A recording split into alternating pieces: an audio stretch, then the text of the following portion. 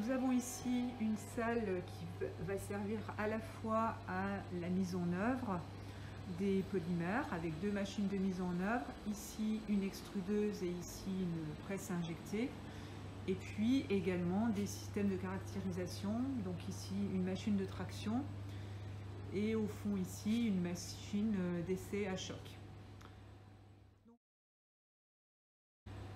Donc ici une extrudeuse où nous voyons actuellement l'extrudeuse en service.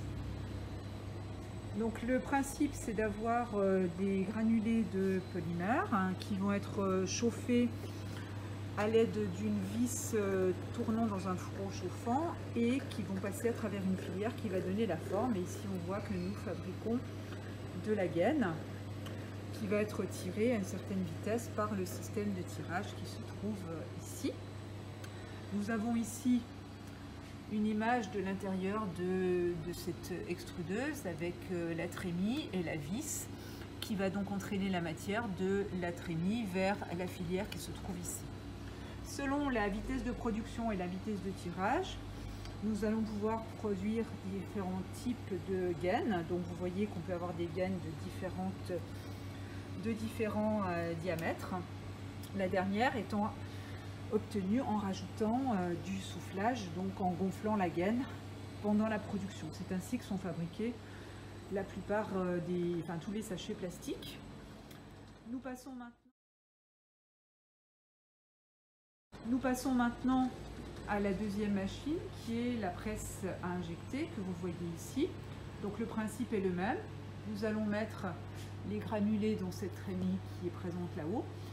Le long de la machine à l'intérieur, il y a une vis avec un fourreau tournant, chauffant. Et ici, vous avez une image donc, du moule avec son empreinte qui va nous servir à fabriquer des éprouvettes de traction. Et donc, au cours des travaux pratiques et des essais, les étudiants vont devoir tester les différents paramètres pour obtenir différents types d'éprouvettes et se rendre compte des effets que vont avoir ces paramètres sur les éprouvettes. Donc certaines pourront être incomplètes, comme celle-ci. Certaines pourront avoir des défauts liés au fait qu'on met trop de pression. Et puis évidemment, on peut changer aussi la forme du moule et fabriquer d'autres pièces. Donc ici, ce sont les éprouvettes justement pour faire des essais de choc.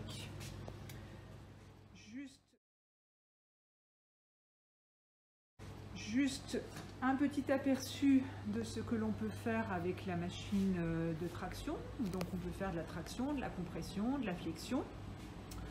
Donc nous avons ici un assemblage collé avec un système velcro qui est installé dans la machine.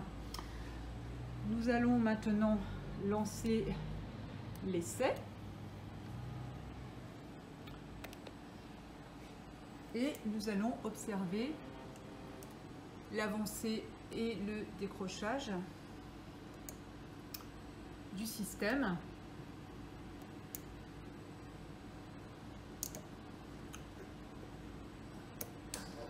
Voilà, donc on voit que l'éprouvette, le matériau supérieur avance sur ce système à galets et que ici cette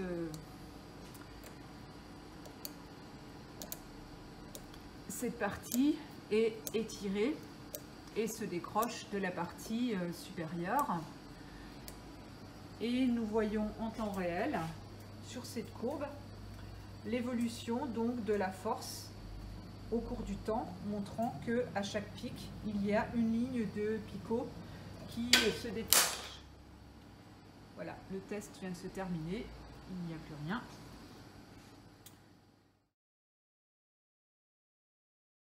Pour finir, la machine d'essai-choc dont je vous ai parlé.